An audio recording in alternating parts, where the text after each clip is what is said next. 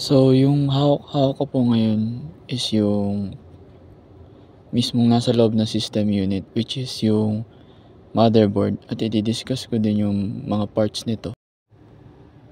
So yan, isa-summarize ko na lang yung mga tinuturo sa motherboard o yung MOBO.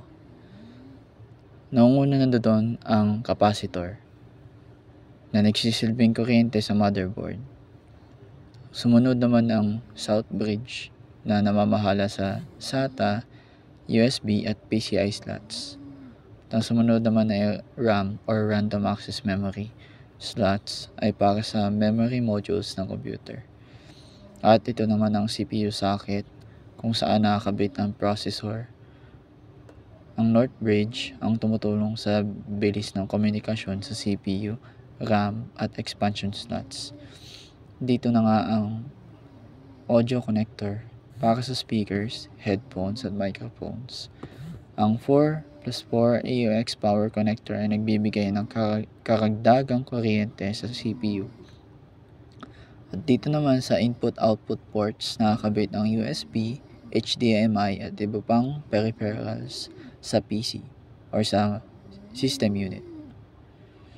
Ang 24-pin ATX power connector ang nagbibigay ng pangunahing kuryente sa motherboard. At ang ATA IDE connector para sa lumang hard drives at optical drives. Dito na ang SATA connectors, ginagamit ito sa hard drives at SSDs. Ang system fan naman ay connector ay para sa cooling fans ng PC para hindi ito mag-overheat. Dito makikita ang system panel connectors para sa power button at LED indicators.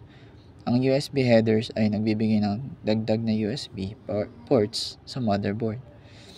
Itong 1394 header na ginagamit para sa firewire devices.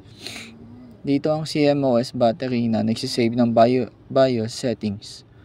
Ang FDD connector ay para lamang sa floppy disk drives noon.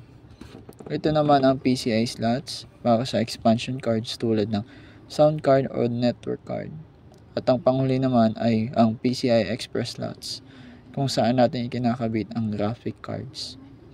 Yun lamang po.